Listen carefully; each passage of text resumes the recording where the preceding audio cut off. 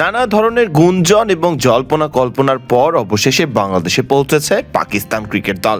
রোববার মধ্যরাতেই সরাসরি ফ্লাইটেই ঢাকায় নামেন শাহিন শাহ আফ্রিদি, সাহিবজাদা ফারহানরা। 3 ম্যাচের ওয়ানডে সিরিজ খেলতেই তাদের বাংলাদেশের এই সফর। রাত পেরিয়ে তখন প্রায় ভোর। একে একে বিমানবন্দর থেকে বের হয়ে আসেন পাকিস্তানি ক্রিকেটাররা।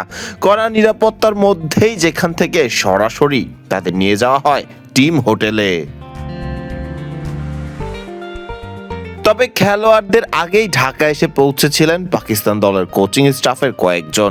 প্রধান কোচ মাইক হেসনের সহকারী অ্যান্ড্রু ম্যাকডারমট সহ 5 সদস্যের একটি দল শনিবারই ঢাকায় আসে। তার ঠিক 24 ঘন্টা পরেই বাংলাদেশে পা রাখলেন পাকিস্তানি ক্রিকেটাররা। পাকিস্তান দলের এই সফর ঘিরে শেষ কয়েকদিনে ছিল নানা আলোচনা ও অনিশ্চয়তা। তবে শুরু থেকে আত্মবিশ্বাসী ছিল বাংলাদেশ ক্রিকেট বোর্ড বিসিবি। শেষ পর্যন্ত সব জল্পনা দূর করে নির্ধারিত সময়েই ঢাকায় এসেছে পাকিস্তান জাতীয় ক্রিকেট দল। দুই দেশের মধ্যে সরাসরি বিমান চলাচল শুরু হয়। এবার ভ্রমণও হয়েছে তুলনামূলক সহজ। ট্রানজিট ঝামেলা কিংবা দীর্ঘ যাত্রার ক্লান্তি ছাড়াই দ্রুত ঢাকায় পৌঁছাতে পেরেছে শাহিন শাহ আফ্রিদিরা। এদিকে এই সফরে পাকিস্তান দলে নেই সাবেক অধিনায়ক বাবর আজম। দল ঘোষণার পর থেকেই তাই সমালোচনার মুখে ছিল পাকিস্তানের স্কোয়াড।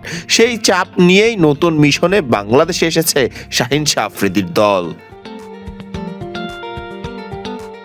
বিশ্বকাপের ফাইনালের দিনেই ঢাকায় পৌঁছেছে পাকিস্তান দল। ফলে চাইলে বাংলাদেশে বসেই ফাইনাল ম্যাচটি দেখার সুযোগ রয়েছে পাকিস্তানি ক্রিকেটারদের।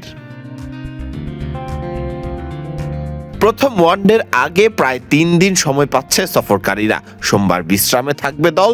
এরপর প্রস্তুতি নিয়ে 11 তারিখ মিরপুরে মাঠে গড়াবে সিরিজের প্রথম ম্যাচ। খেলা শুরু হওয়ার কথা আছে বাংলাদেশ সময় 2:15 ফারদিন রহমান সকাল, বিডি ক্রিক টাইম।